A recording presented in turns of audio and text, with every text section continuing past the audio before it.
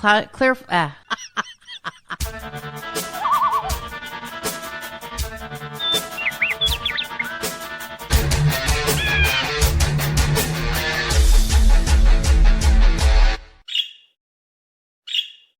This is What the Flock Radio's Birds of a Feather, and I'm reading from very, very small type. Best laid plans, something wrong with the format. You know, we're always talking about the format. Well, here it is. See if I can read this. It says, this is What the Flock Radio's Birds of a Feather. We are an indie music-focused show rife with witty, fuck-laden, insanely interesting, and unhinged banter. Our thematic submissions will confuse, infuse, and delight you, while our fascinating fun features fluster, flummox, fulfill, and thrill you. And I'm Professor P. Soup, international rock legend, amateur wildlife photographer, radiant savant, and even if the extended warranty on my brain had not expired, I still would not bring it back, because this thing is working well enough for me. But of course, I don't really ask that much of it, even when doing the show. And let's face it, they don't make them like that anymore now, do they? So I will defer to my co-host, Christina. Yeah, see, they don't make them that way anymore, and that's okay. That means you're a bona fide original. You're the OG. You're the real deal. That's right. That's what I'm saying. So, well, as you all know by now, I am the vocalist for the dark alt-rock band Ascent. That's ASNT, and you can find us on asnt.rocks. And I like to do my little potentially lame, but that's all I can come up with opening. And it is another session or another Whodat. I pretty much ace the Whodat. So you do. Yeah. You really do. You make him so easy, though. He's a seismophobic. He was friends with Elvis. He wrote a song about his dog. He doesn't have a formal musical education. Some call him Percy. He read books and collected stamps before becoming a rocker. He recorded one of the band's albums confined to a wheelchair, and the band's 8th album was recorded in ABBA's studio. Upon hearing his own early work, he said, "I really should have shut the fuck up." Mr. Robert Percy Plant. That's correct. I knew the nickname. For Damn, some reason, I almost cut that too. You started out, and I was thinking Carl Perkins, and then all of a sudden it was like, wait a minute, hold on a second. Wheelchair, yeah, the presence was recorded. He was mostly seated, mangled ankle from an accident, and lost a child and everything. Incredible, terrible tragedy, and great record. Yes, very, very good. Very, very nice. And if you knew how many paint chips I ate as a child, you would be amazed that I could remember that or figure that out. I thought you told me at one point how many paint chips, it was really in the incalculable. millions. It was I mean, it was very enough upsetting. to paint New York City, I think. Absolutely. Well, from that, we go to Finch-worthy slang, and for this every show feature, we are challenged to use the selected word as much as possible throughout the show, whether it makes sense or not, and often it doesn't. Our mini-winging it to get our bird juices flowing, as we say. And this week's slang word is cred, a shortened form of street cred, meaning local credibility. The slang term cred originated in the 80s and was added to the dictionary in 1981. It's used to describe the ability to gain acceptance as a member of any particular group or class. So we will be using cred throughout today's show. Cred. Yeah. I swear, I actually was going to use the word cred in a song lyric. You were not. No, I was. I was going to say something about your street cred, something, and your face will turn beet red. I was going to rhyme. Nice. You should do that. Well, but somebody else did it. Zach Sherwin, who used to record under the name MC Napkins, actually did that once. I was like, son of a bitch. Napkins? MC Napkins. I know. That's why he stopped using it. But he's a regular contributor to Epic Rap Battles of History. And he actually did that in one song. I was like, damn. See, I knew I was onto something there. But cred. Cred. All right, cred. We will see how much. You have OG cred. I do. When you're 60 years old, when you were born in 61 and you're going to be 61 this year, you got automatic cred with the young, stupid people. So. Wow. Young and stupid. That's what I said when I turned 60. Now I can really look down on young, stupid people. So. Wow. Do you count me as one of those young, stupid people? No. You're mature enough. Mature enough. All right, fair enough. I mentioned this on another show, but Christina is a real trooper here. I mean, this night, I forgot about the first part of her odyssey of horror. She endured the trauma of a grotesquely oversized grasshopper riding on her car all the way here. So fucking crazy. Hours on the road. Very disgusting. And, of course, A debacle involving crazy glue and peanut butter. Don't ask. Or listen to one of the earlier shows and we'll tell you all about it. So wrong. Emery boards, I mean, it was a real... it was a real problem. It's been a 1-2 punch for her. She's just probably ready to go out. And I look worse for the wear as well, this is even worse. This is like the 12th round in a Rocky movie here. So. Seriously.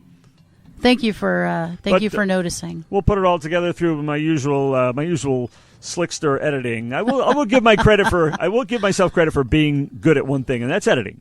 I'm pretty smooth when it comes to the editing, and I mean I can even walk out of a live show smoothly. Remember when I bolted on the live show? It's like bye. It's like where the hell are you going? And there I was like. Did you see how smooth it went? Yeah. I definitely saw that you are able to be a very smooth escape artist. It was great, yeah. You left me fucking hanging. I worked it out, but I didn't know when you would be returning or if you'd be returning. All right, well, it's all you talking about the theme recap. What the hell is this show about? Oh, my goodness. Okay. I know. Theme recap. Well... Theme recap, he said, squinting at the teeny tiny writing. You know what? You could break out your own. You could break out your own fucking printer. Oh, here it is, folks, and it was a good one. I ought to know this one by heart because I've been going around for a couple of weeks now singing on the Lark Kite. Oh yeah, that's my band. Lark Kite. That's your now. Interesting, you should mention that. I was thinking, okay, for those of you who don't know, on the Lark Kite is one of those clever bird puns that gets stuck in your head forever if you work on the show. Based on the song On the Dark Side, or The Dark Side, whatever the hell it's called, from Eddie and the Cruisers. Yep. And I remember when it first came out because I'm old enough.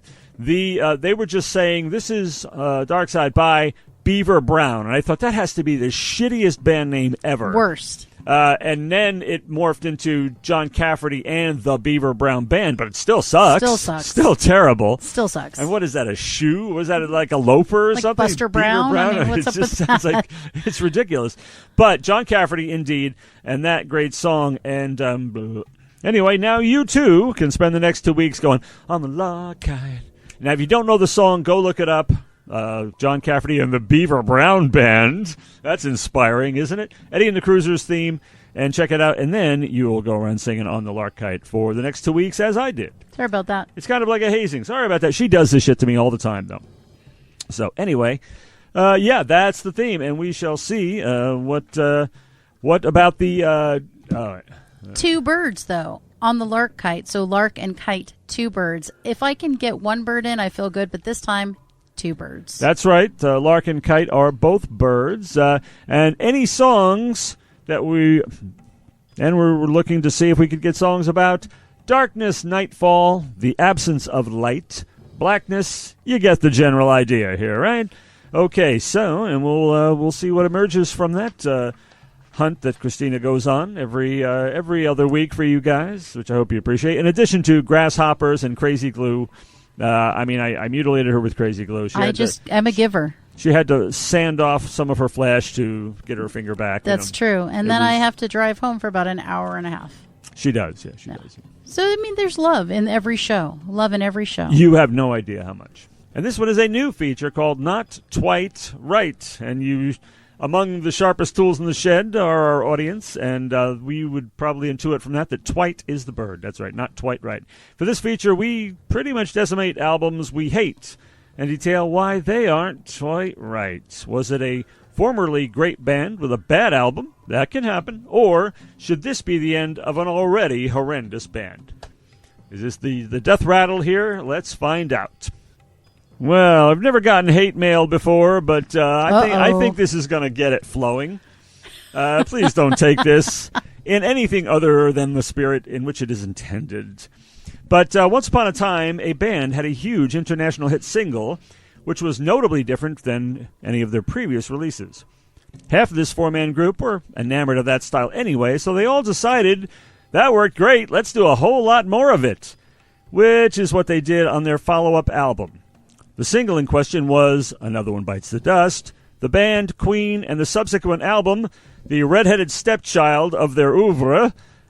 The dictation note says the redheaded stepchild of the roofer. Now, I don't know anything about the roofer's children. But they already had street cred. They already had street cred. Oh, the roofers? Yeah. Oh, Queen had street cred. Both probably. Yes. But Queen already had earned their cred. You know, they had lots of street cred.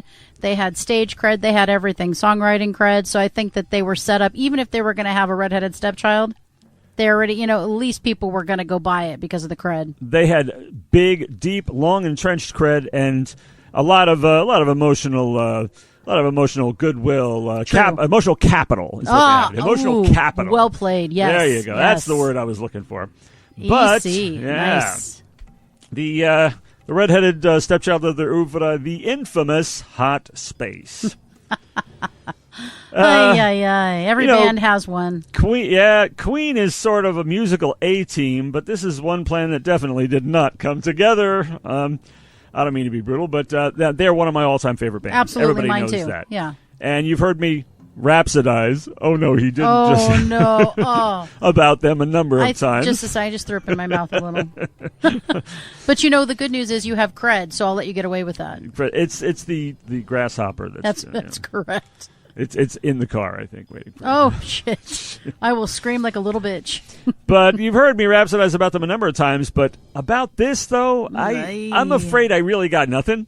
And I can usually see the considerable beauty in some of the scorned artistic offspring like Kiss's Dynasty and Black Sabbath's Never Say Die. Shit. But Hot Space is pretty much as everybody says it is. Now, you saw a reenactment of this press conference for this album release in the movie Bohemian Rhapsody, if you watch that. Now, I'm sorry, but this is a legitimate James Bond tie. That the fact that the Academy Award-winning actor who played Freddie Mercury also played the latest James Bond villain, that's a real tie right there, and no gnarled or twisted gnome-like creature would deny that. So, not saying that represents you or anything. You're about to be in big fucking trouble. Could just as easily not be, But you know what? Let's take this the fuck outside. Okay. I have a grasshopper for you. Sorry. I hunted for this thing when she got here, too. I also have some super glue that would like to have a chat with your fingers. Oh, can you imagine if you got super glue on the grasshopper and he never left your windshield? That would be very interesting and pricey. Yeah. Hopefully it's not around here. You lost it somewhere on the way. I would flatten it and emblazon him as part of my car. I mean, I'm going to scream like a little girl if that shit gets... You should see the pictures of this thing. It's terrifying. It's gigantic. Now, for those of you coming a little late to the Queen party who learned most of what they know from the movie, even you all realized that Queen had 4 distinct individual songwriters. They didn't do such a great job of establishing the lead vocals, but they all wrote songs, and that was quite clear. Whoops. It would become fairly standard to have a song or two from drummer Roger Taylor, and 1 or 2 written by non-singing bassist John Deacon, who wrote the aforementioned Another One Bites the Dust. And 3 or 4 songs each from Freddie Mercury and the legend, the GOAT, guitarist Brian May. And some of my very favorite Queen songs are Brian May songs, including ones that he sang himself, especially, like Someday One Day, 39, and Long Away. He doesn't sing anything here. In fact, pretty much nobody else does. I just wanted you to know that naming off those naming off those Brian May songs gave you a lot of cred. A lot of credit. You see, I get cred for getting Brian May. That's correct. Absolutely. Just so you know, so anything you say, there's cred because you just added to it because you were able to name. You didn't just say I like Brian May songs. You named specific songs, so that increased that cred. When you're old like me and you talk a lot of shit, you do get cred. You do. It's totally true. It sounds so authoritative, even though I'm wrong half the time. Shit. Nobody questions it because it sounds like I really know. It really does. But convincing. He doesn't sing here, and nobody else does, and that's really kind of a shame. It's too bad. Mr. May's first song on this album is a doozy, though. In keeping with the new leaning towards funk, disco, et al., the song Dancer is just wicked. I will give him that. Driven by sweet riffs on a synthesized bass and featuring some of his searing guitar work, this is the sort of thing that would have made Hot Space an exciting but still hopefully singular foray into soul. But unfortunately, it's kind of an isolated incident. Now, the guy's a genius and an astrophysicist who still rocks like a damn dirty ape, to the point of even putting out a number of chunky 2-chord heavy guitar tunes that just kind of bash your head in. And there's one attempt at that here, an anti-gun tune called Put Out the Fire, but it's really kind of forgettable, and you don't have to be old like me to forget it either. So, the next album, which we'll get to, contained not 1 but 2 of these stripped and raw stompers, and they're just great. But this one is decidedly not great. There's another one here called Las Palabras de Amor, The Words of Love. And diehard fans might remember a romantic song with a foreign language subtitle and chorus from several albums prior. And A Day at the Races, Teo Toriate, Let Us Clean Together is just beautiful. We were just talking about that not long ago. But so with this particular album, are you saying they crossed over to a different genre like disco? Is that what you're... that was the perception, yes. Should have made that more clear because I was talking about they wanted to repeat the Another One Bites the Dust style by going into a funk disco mode. Not that the whole album is, but that's the perception because there's a lot of it there. But that's a beautiful song. Las Palabras de Amor is really another flop. Now, a good album can carry a few turkey tracks if the rest is solid, but that can't be said of this album, I'm afraid. John Deacon, who's rather fond of this funky thing, has a couple songs here, and they're nothing really that special. There's one called Cool Cat that's a nice, slow, groovy ballad. Roger Taylor gives us a couple of kind of mediocre songs and that would have been better if he sang them, but nobody sings on this damn record except Freddie, and I don't think that's good necessarily. But the real problem here is the disco, the funk, that whole thing. If it were good, it would be one thing, but the albatross of Hot Space, I hate to say it, incredibly enough, is Freddie Mercury. Cocaine is a hell of a drug, as we've previously noted. Some dudes, it'll make them like tie chicks up and burn them with knives, like Rick James. Wasn't that his gig? Yeah. But if you're Freddie Mercury, you might write some really crappy songs like the one that opens this album, Staying Power. Now, I was around back in the day, and I'd been a fan for some years, so I was there to grab Hot Space like everybody else when it came out. And I remember hearing a lot of records from back then remembering how I felt, but I can't recall this. Perhaps it's that the way we were thing, and it's too painful, and I'm trying to forget it, but... or maybe the cocaine I was on caused me to enjoy it. I don't know. But in any case, it is pretty shocking to hear, see what I got. I got a hell of a lot. I mean, it sounds like a Gene Simmons Kiss song, only with schlockier music. So that was a real stunner. Two of these dreadful dance tunes. But then there's a real ballad, a genuine ballad, which purports to be about John Lennon. It's called Life is Real, Song for Lennon. And that's kind of another suckfest, too. I mean, if I couldn't understand the words, it'd be one thing, but they absolutely kill it. It's actually not about John Lennon. It's pretty much Freddie talking about Freddie and regaling us with lines like, guilt stains on my pillow, blood on my terraces, torsos in my closet. Well, first of all, if you've got torsos in your closet, maybe you cut them up on the terraces, and that's where the blood is, and that's why you've got guilt stains on your pillow, because you cut somebody up on your terrace. That could be. Stands to reason. But the lyrics are pretty bizarre. Loneliness is my hiding place. Breastfeeding myself. I really could do without that one. And where does Lennon come in? I know I'm pretty dense, but I don't get it. But after another cringy line, namely, music will be my mistress, loving like a whore, he throws in, Lennon is a genius living in every pore. And that's the complete tie-in. So that one should never have seen the light of day, I don't think either. Now, it's true. At least I remember it that way. It doesn't mean it actually happened, though. But I did say once on the show that if you went into a Queen album with any expectations, you had only yourself to blame. But I would slightly amend that to include you could at least expect it to be really good and nothing much else, because they are pretty unfettered and unpredictable. But there's always going to be that one fan in the comments that says, this is my favorite album by this artist, but I have not read one about Hot Space, and I don't feel like writing one myself. But it is worth noting that the album also contains the classic collaboration with David Bowie, Under Pressure, though it was recorded separately and before the rest of the album. Anyway, the happy ending is the chilly reception Hot Space received snapped the band out of it, and when they went to the studio to record the next album, Roger Taylor remarked, let's give them the works, and they did indeed, even naming the album The Works. And here we had two choppy Brian May caveman rockers that actually satisfied, one of them being Hammer to Fall, which you know from Live Aid if you've only seen that. And Roger Taylor penned a huge hit, which you also know, called Radio Gaga. And I don't know why, but I didn't think much of it at the time, but now I just get kind of misty every time I hear it. It moves me now. The love letter to radio with the hopeful but ultimately overly optimistic sentiment that radio had yet to have its finest hour. I can't see that happening, but it's beautiful anyway. And you can say they were trying to repeat a gimmick, but it worked like gangbusters. Freddie Mercury gives us another Elvis-style retro rocker called Man on the Prowl. Totally kicks ass.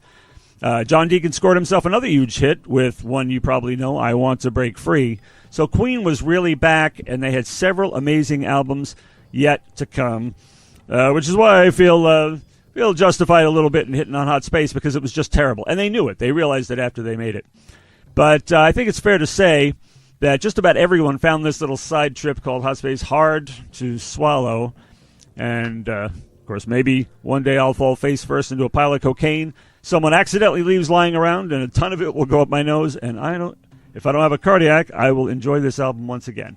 But probably the last one you ever want to hear by this group, but everything else of theirs you should dig heavily into if you do not know.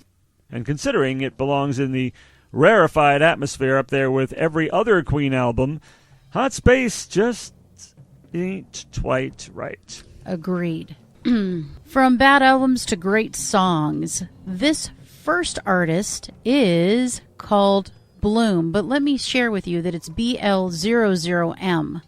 So it's not Bloom with two O's, it's two zeros. And the song is Lights Out, which is very fitting. And they are from British Columbia. They're pop punk and alternative. Well, the lights are going to be out, but it's going to be a darkness we embrace. Sleeps with open eyes. And count your blessings one more time.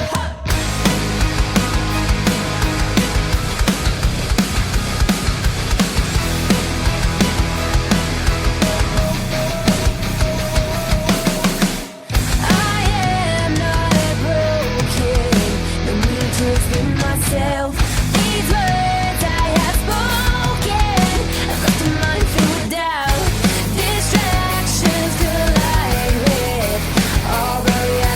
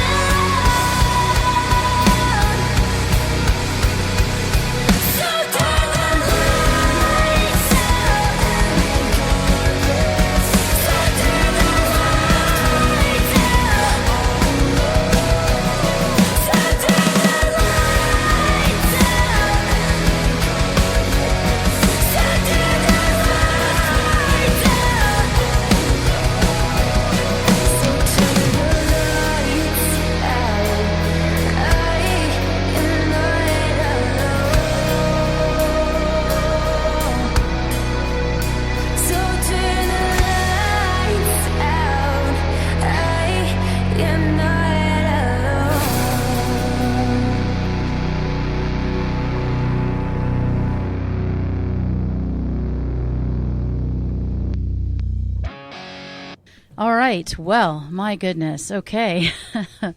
Bloom, BLOOM. Or actually, BL00M. 00. Yeah, we're so used to saying double O. Sorry as in about that. 007, but it isn't. It's 00. 00. Yes, Yeah. it's very specific. Some places you can tell they couldn't get away with the 0, so they used the O's. But everywhere they can, it's 00, not 00. So I gotta respect it, and I have to just say. This track is so many things. I mean... Yeah, that's what I thought. I love her vocals. They're powerful, but they're not overdone. There's something about not overdoing it, not over-singing. She cuts through the very rich instrumentation, and I love that. And she gets a bit... like kind of gravelly, and it's just exactly what I needed. When she's getting really loud, her voice kind of does that gravelly thing. The overlapping vocals and the military style snare really got me. They were very unexpected and super, super strong. I mean, I will tell you, I thought this song had movements. I mean, it really did. Yeah. It was... There are peaks and valleys worthy of broad airplay. I mean, I feel like this hits on so many genres, not just the two that they have. And I really feel like it's a little prog, it's a little pop, it's a little punk, it's a little, alternative. It's so many things, and it was so well done. I love her. I love the band. Oh my God, I love them. Yeah, I thought it was a really startling blend of, as you said, the alternative, the anguish thing. But to sweeten it up, I think it necessarily needs the amazing pop-punk hooks that it has, too. So many. And, it's kind of like Evanescence meets No Doubt, and that you mentioned that snare thing, that military, that percussion thing. That was so kind of anthemic, like U2, like Sunday Bloody Sunday sort of thing. It really...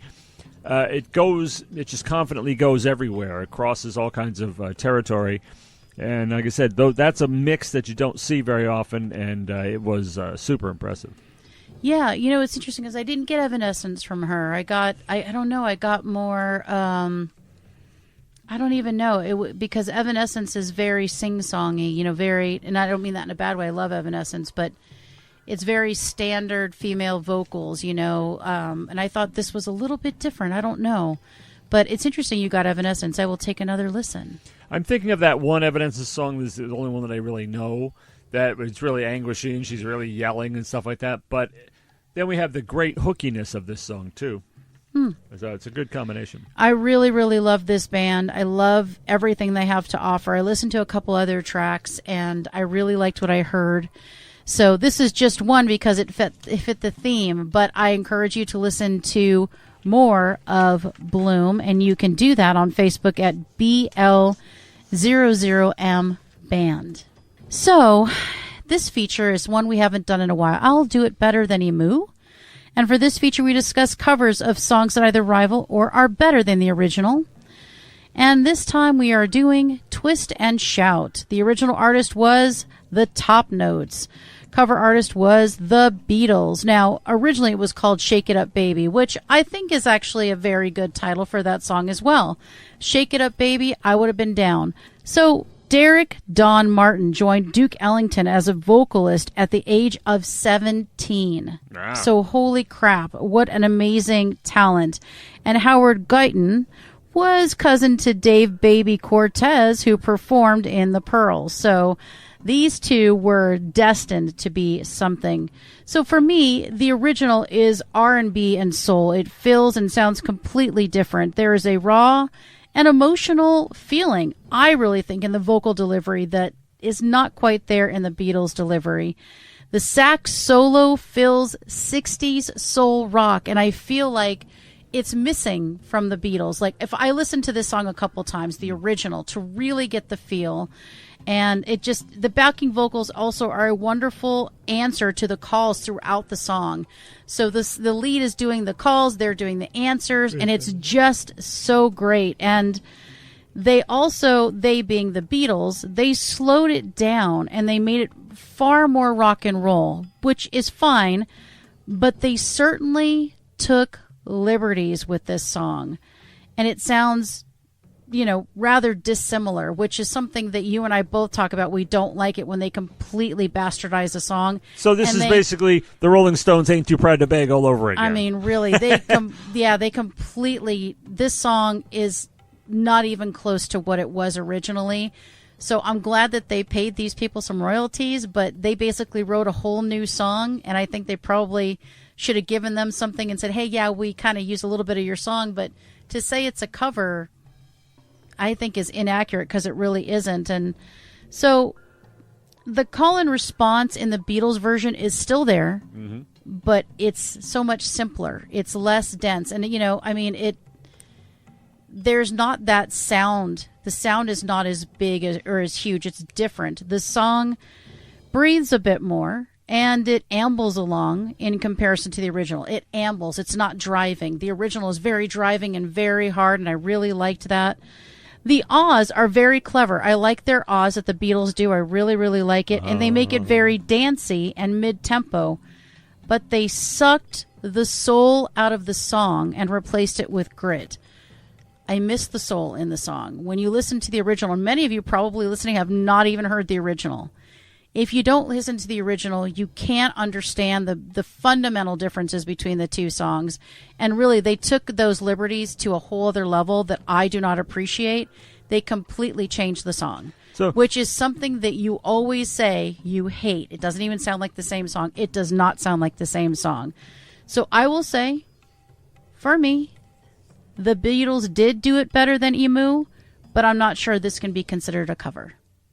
So it's complete. It's basically a new product.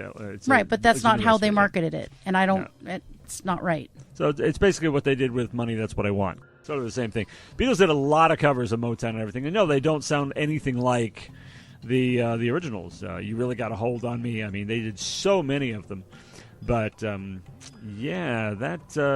and of course I grew up with Twist and Shout, Beatles, John Lennon. It's all about, like you said, the focus is different. It's about the loud guitars in your face and John Lennon's throat-shredding vocal and a lot of bashing drums and everything. It is laid back, though, more.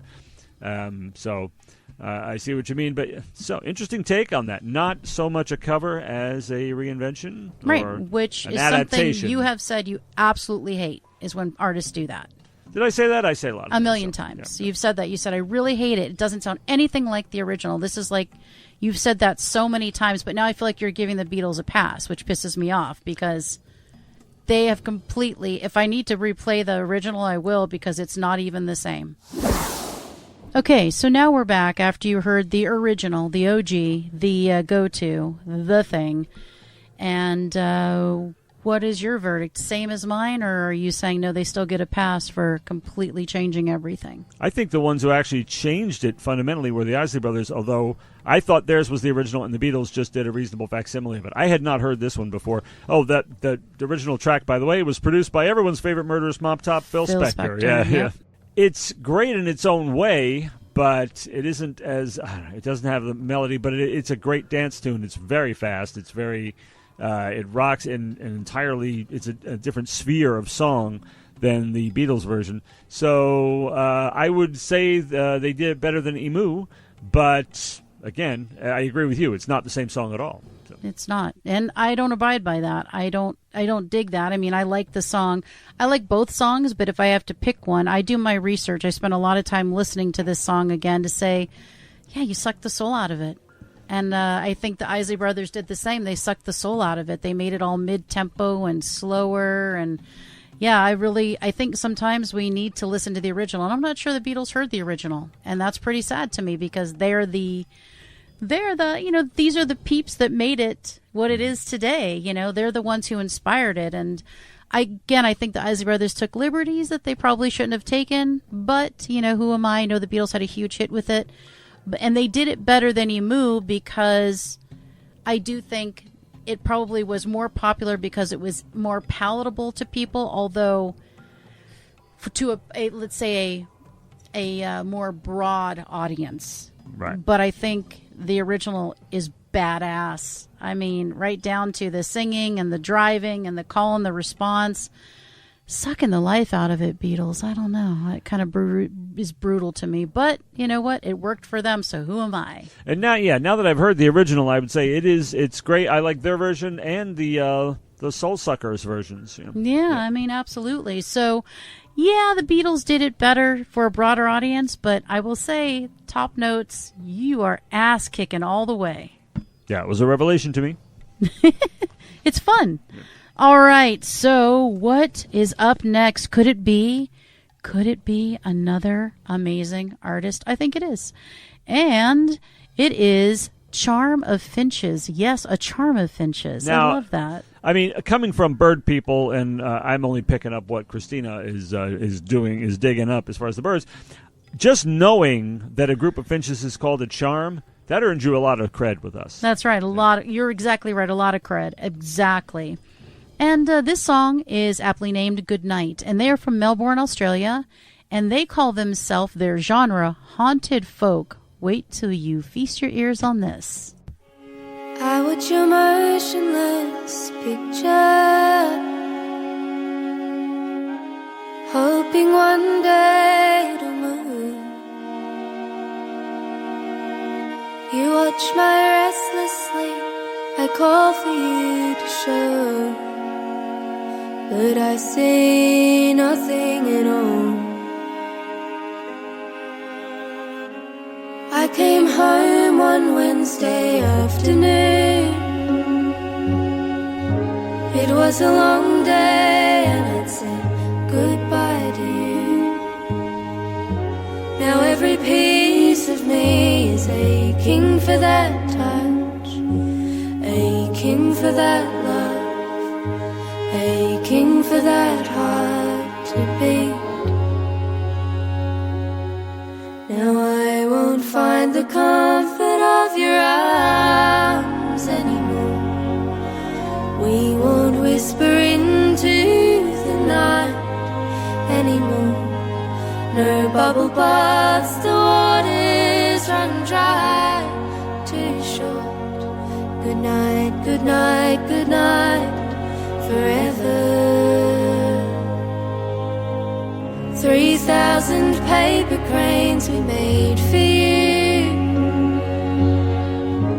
3 good wishes with the hope to get you through. And now I wonder, were they ever heard at all? Was it the only thing we could do? Was there even someone to wish to? Now I won't find the comfort of your arms anymore. We won't whisper into the night anymore. No bubble baths, the waters run dry, too short. Good night, good night, good night, forever. We all suspended hope that it would pass, that that year wouldn't be your last. I stood in the hospice yard. I was so young and took the burden, hold it with me every day, in the pockets of my jeans and the smile on my face. Now I won't find the comfort of your arms anymore. We won't whisper into the night anymore. No bubble baths, the waters run dry, too short. Good night, good night, good night, forever. Good night, good night, good night, forever. Good night, good night, good night, forever. Okay, well, that was Charm of Finches with a just brutally beautiful song that always makes me teary. This is the second time I've heard it and I started to get teary again. definitely haunting. That violin, the harmonies, it's sweet, it's sinister, somber, hopeful.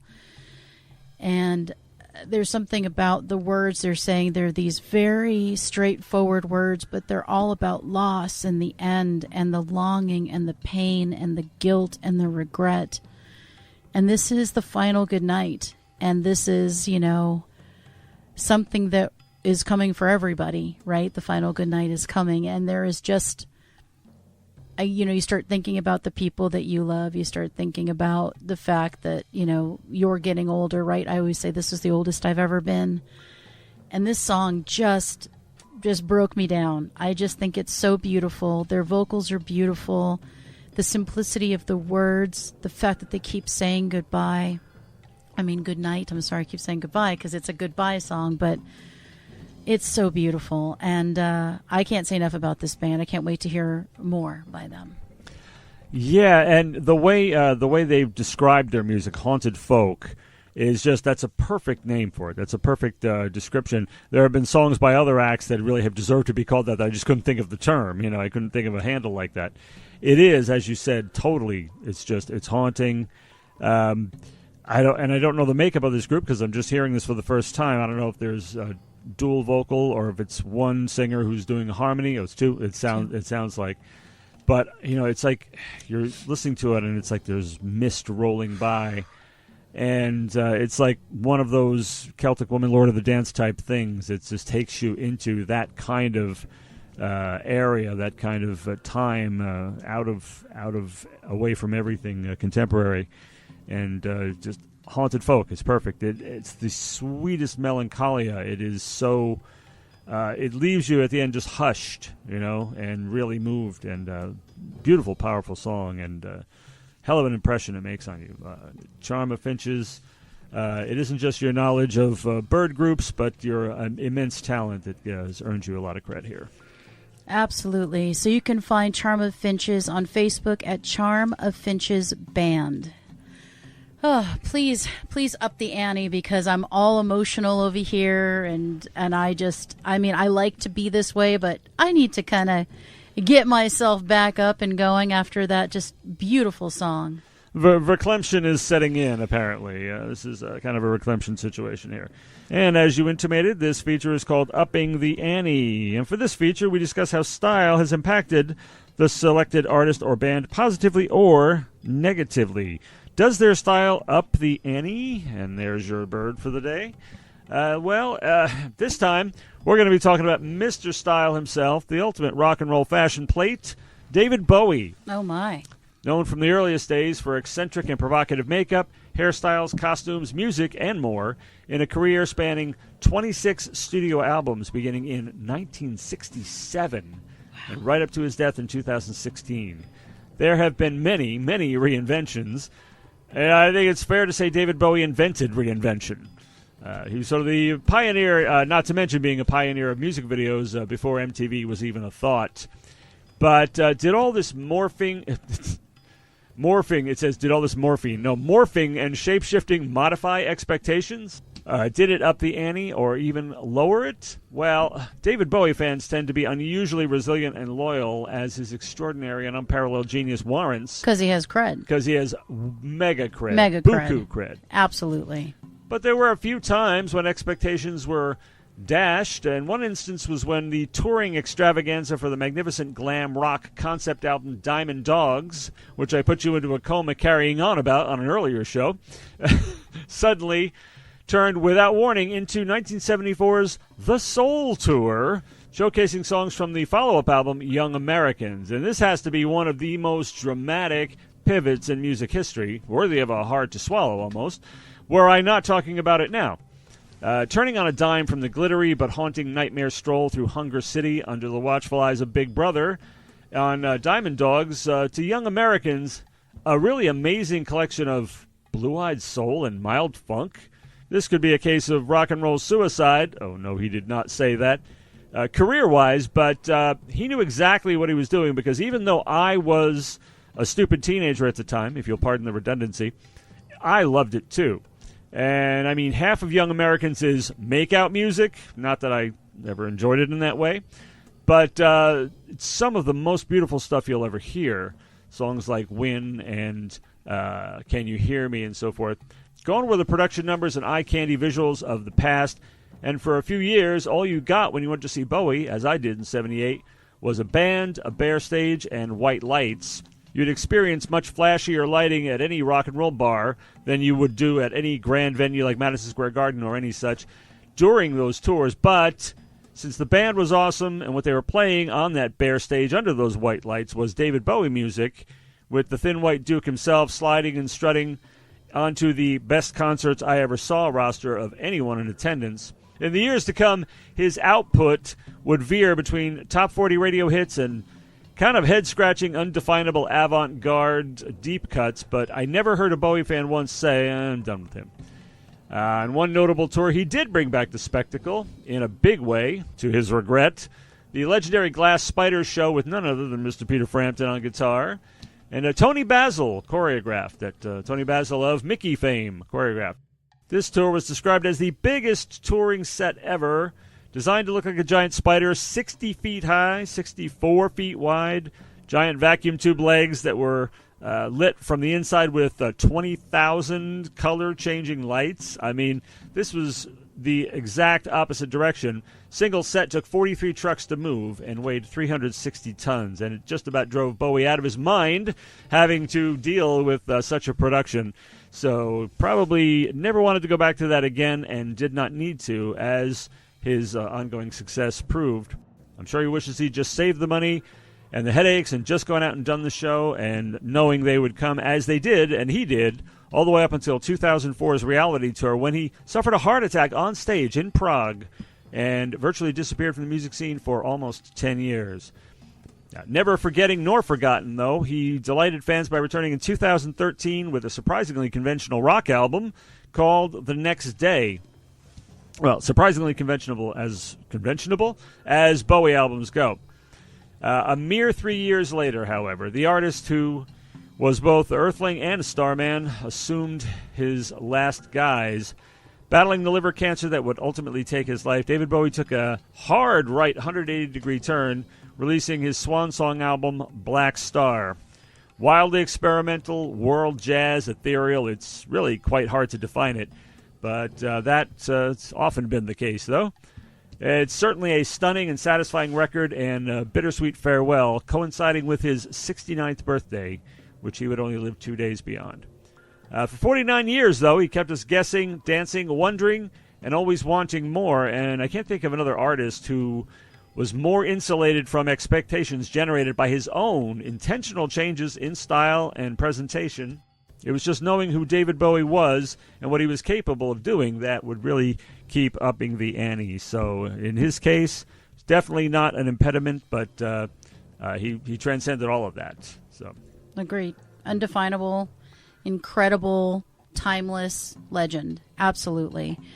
And even though, even through the times where, he will tell you he was intentionally poppy or intentionally mainstream, it was still a stroke of genius. So I just think he really could do no wrong. Experimental, conventional, soul, rock, I'm in. So yeah, I definitely think he always upped the ante with his style, not only stylistically, musically, but style, what he wore, how he presented himself.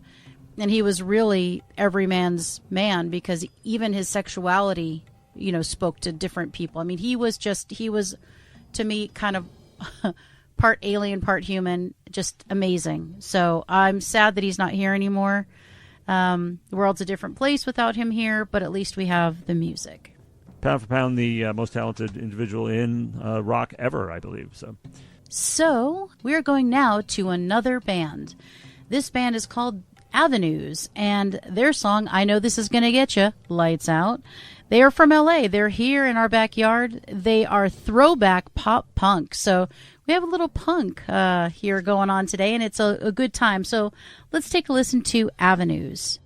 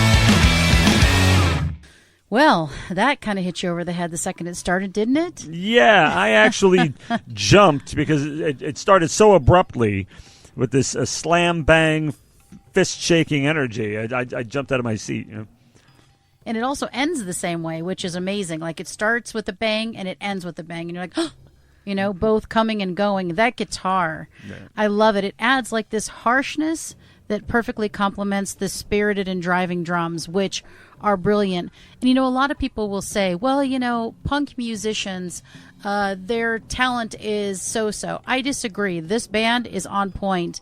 The vocals are, classic punk, and it's truly also a bit of pop perfection here, a la Green Day. I mean, it's short, sweet, and is ass-kicking. I'm all about this song. The second I heard it, it grabbed me. And it's short, and so it kind of leaves you wanting more, and I love that about this song. That's right. It barrels past you like a runaway train, and it's like your coat gets caught in it, and it drags you along, and it's like I really was like, it's like you're frozen because it is moving so fast. And like the best punk, though, it eases back the throttle for kind of a little melodic break, There's a little bit of breathe in there, which was nice. And then it just roars up again and drags you straight into a brick wall with this, as you said, the ending is like bam, just like that. It's full of youthful motivational passion. It's just like it's on fire in every imaginable way, and it was a great tune. Okay, back to doing a feature that everybody loves, we believe. This is Hummingbirds, and we do this every other show. And for this feature, we hum songs and see if the other person can guess the song in a head-to-head battle. So this time you go first, and we will see how horribly evil you continue to be to me. Yeah, Hummingbirds is, it presents its own unique challenges, as does various songbirds. This one, we can do the choruses, we can do the titles, we can do anything because we're just making inarticulate noises. So I'll start with one that I think everybody who's ever been near a radio in the civilized world knows quite well. La la la la la la la la la la la la la. I know it sounds like Dylan, but it's not. La la la la la la. La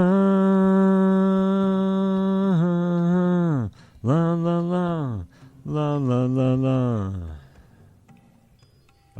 Uh-oh. No idea. Sounds like Bob Dylan to me all day long. I know. I'm so sorry. La la la la la la la la la la. Oh shit. La la la la la la la la la. That part's actually better. La la la. Wait. La la la la la. La la la la la la la. Get you. I'll give you a couple of words. So. No, it's okay. No. Go ahead. Get you on your feet again. Relax. We need some information first. Yeah, sounds like Dylan Just all day long. Just the basic facts. Can you show me where it hurts? Uh-oh. I have become comfortably numb. Yeah, I got it was Pink Floyd as soon as you started to sing it, but I don't know, it just sounded Dylan-y to me. Oh, it does because of the I'm like, oh. No. Sorry about that. That's all right. I mean, I know the song. It's only on the radio probably right now. I love that song. Sorry. All right, okay, fair enough. What do we got? Well, apparently I give lower hanging fruit, but la la la la la la la la la la la la la la la la. I can't. I wonder if we did this. We've done this band before. Uh-huh. It has to be "Listen to Your Heart" by Roxette. Mm-hmm. Oh, of course we've done this band before. I love but Roxette. I wonder if we've done that song before. No, I don't think we have. No, I did the look. You got to bring that up. No, if we maybe did it again. No, we didn't. We didn't. We did the look. Yeah, I thought so I did too. the look. Yeah. Walking like a man, hitting like a hammer. Yeah, it was various songbirds with the look. Tasty like a raindrop. Yeah, it was. That's what it was. All right. Oh, this is going to be another, as the British would say, balls up. Okay, let's see. La la la, no no no no no no no, la la la la, la la la, la la la, la la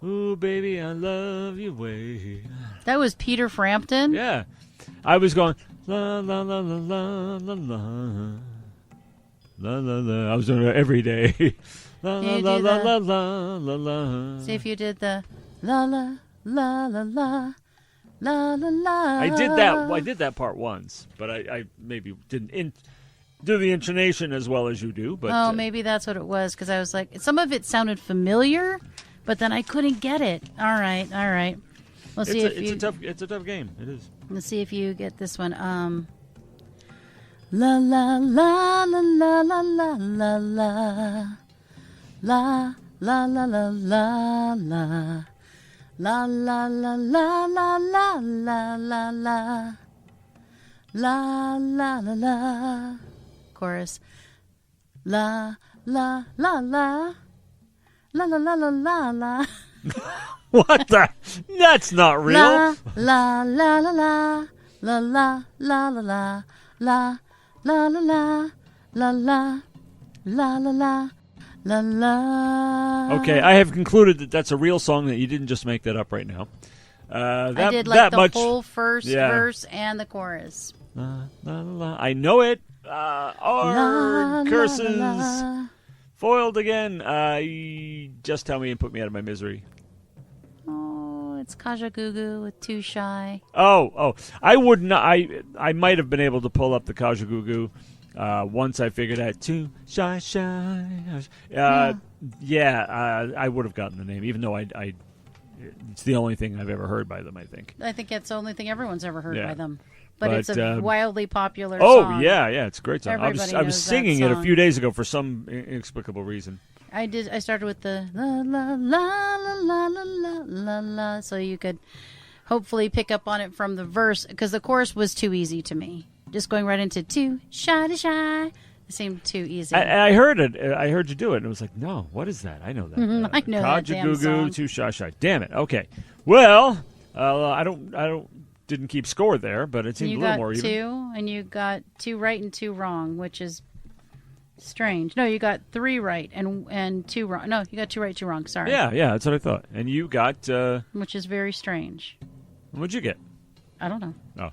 I figure I just lost all of them. Oh. I think I got 1 right. That's a fair assumption. No, actually, it is a fair assumption when you got it. You got James and Aretha.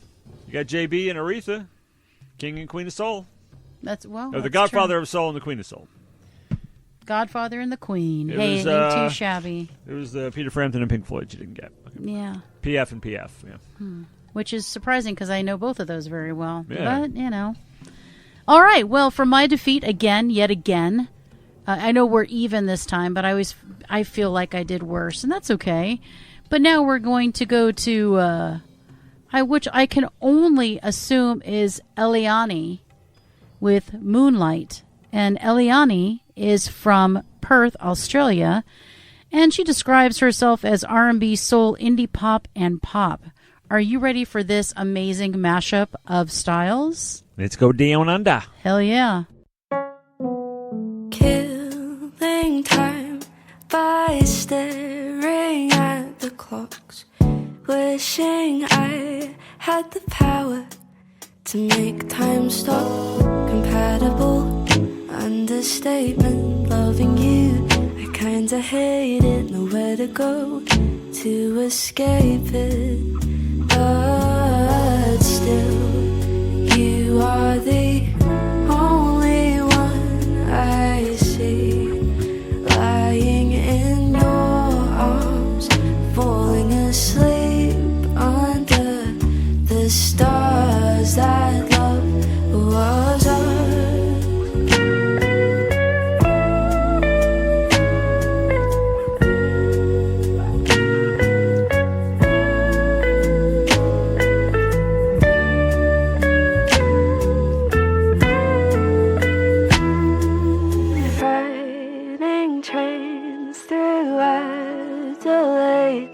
As we smile about the lives we'll live together someday. Moonlit skies through starry eyes, no more disguising who we wanna be. A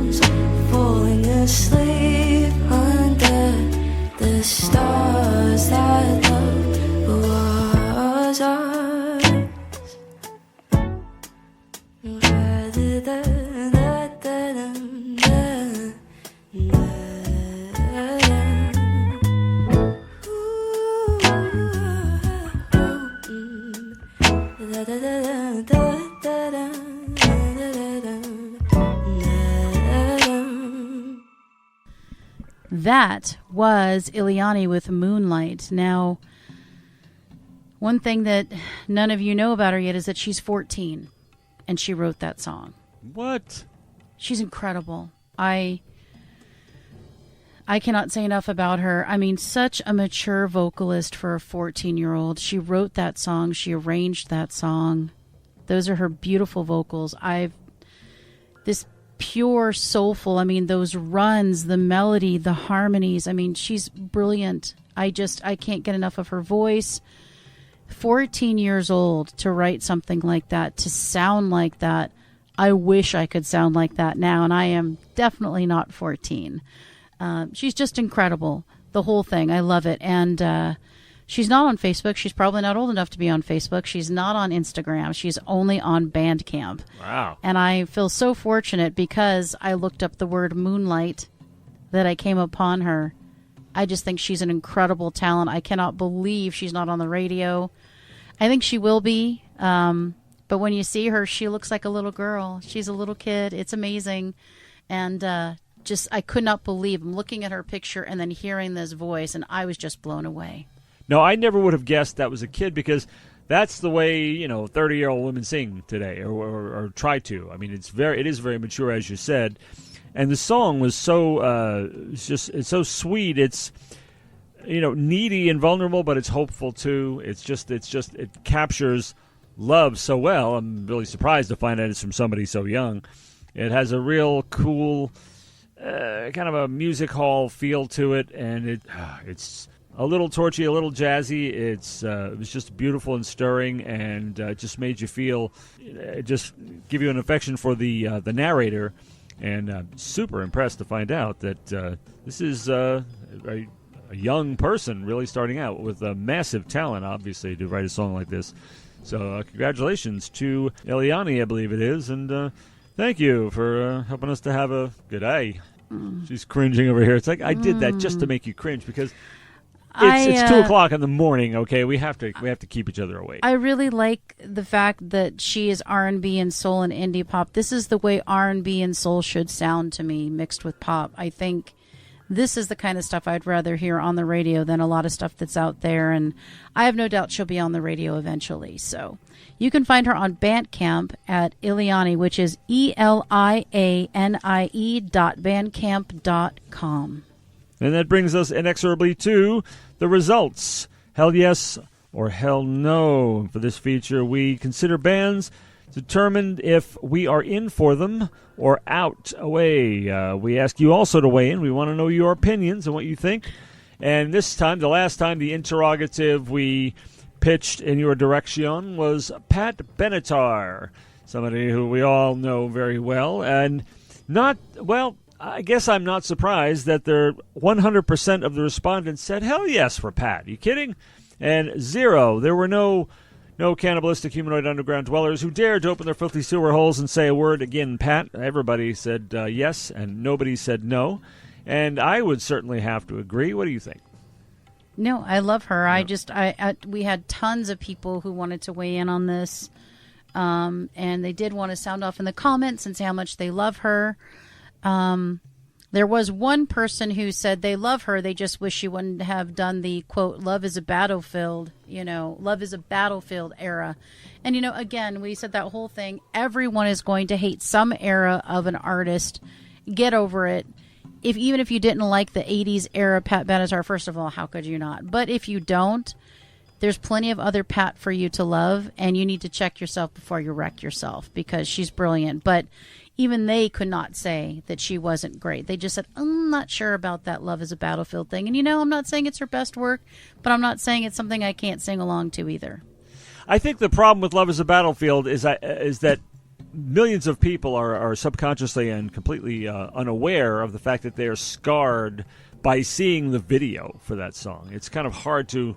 it colors everything about it. I mean, it's a ridiculous video, but the song is actually nice. I like that period of time better than, like, say, Hearts, for example. Love is a Battlefield, We Belong, I mean, that's good stuff. To me, that's really good stuff. And Yeah, I I just thought it was love great. that. Yeah. It's a stupid video, but there's a million stupid videos out there. So 80s videos. you can't What do you want? discount I mean, her for having a stupid video when everybody had a stupid video, it and was still does. it was a requirement in the 80s. Stupid videos. Weird dance sequence, weird outfit, weird premise. The whole thing very strange. But you know what? Then we wouldn't have any artists that we like if we discounted them for a stupid video or stupid outfit. They've all made them. So, yeah, not surprised at all. And she was one of my very first, obviously, Ann Wilson and Pat Benatar, two of my very top women that I listened to when I was really young. And, you know, really, I guess how I honed my voice is listening to those kind of singers. And, of course, there's a host of others, but those were two of the main ones. So, love her. Glad everybody else loved her. And, you know, there's always haters, so I'm glad there wasn't any haters in this case. Or if they did, they were quiet. That's right. I think the love for Pat this time was like a tidal wave. All right. Well, there you have it. Okay, so the last band that we are going to listen to is called Daddy Lap, which is a very interesting name. I have questions, but I'm going to let that go because they're not here. And the song's name, I know this is crazy, is Lights Out. And they're from Jersey City, and they are funk, metal, classic, and psychedelic rock. Holy shit. That is promising.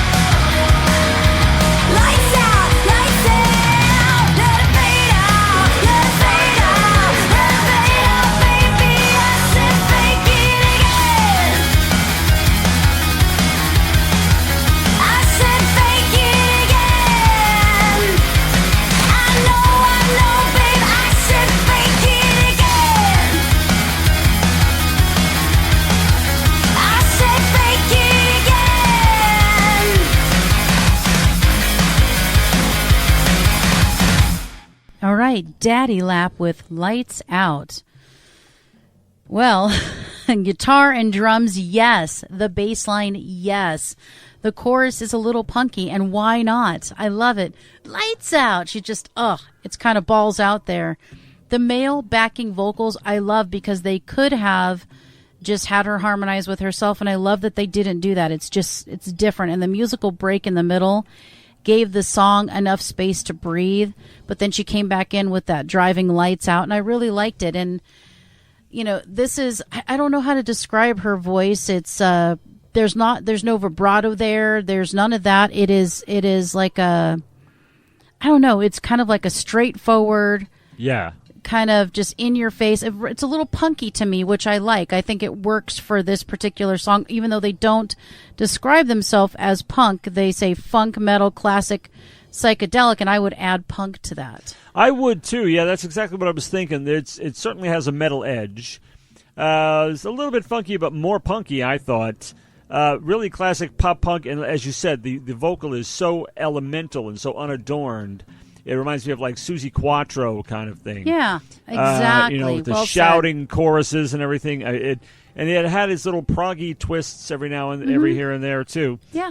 Super catchy. And it's the psychedelic part. They're calling it psychedelic, but I would call that slash prog. Yeah, it's like that, and it was extremely catchy and adventurous in that it didn't seem to. I don't know. It ran its own way. It didn't have. It didn't fit any particular formula.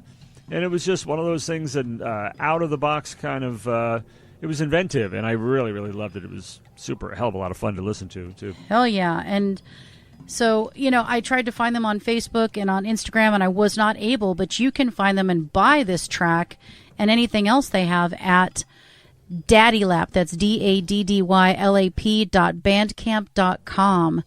And this one hit me over the head, and I'm sure they have a whole litany of others that would do just the same.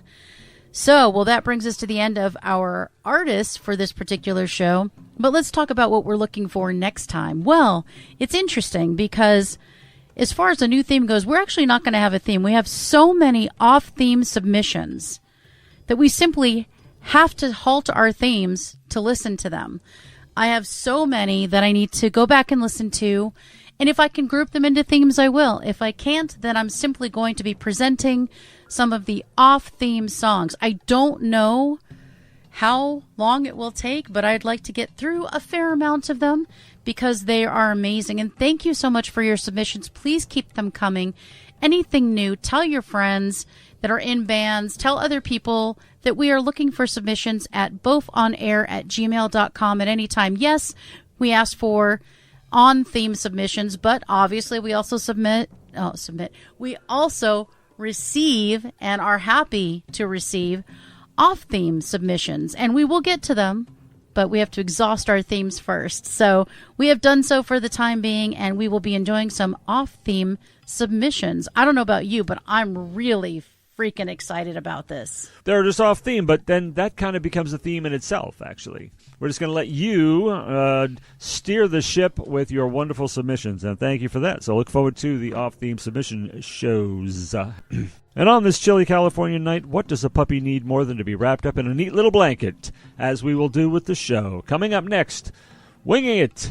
Enjoy this short, brief show that covers one topic, no music, no features, just mainstream music chat, opinions, and uproarious laughter.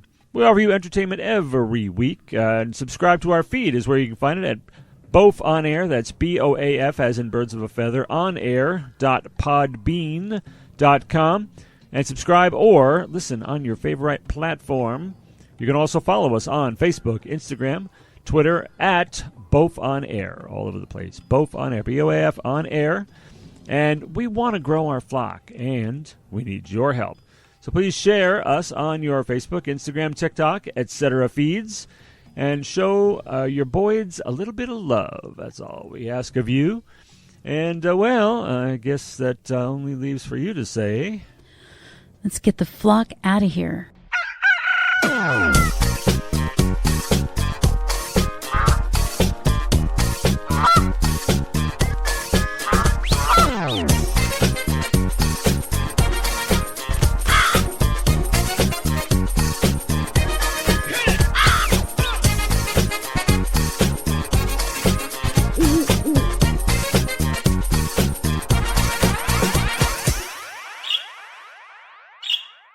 This has been Birds of a Feather on What the Flock Radio.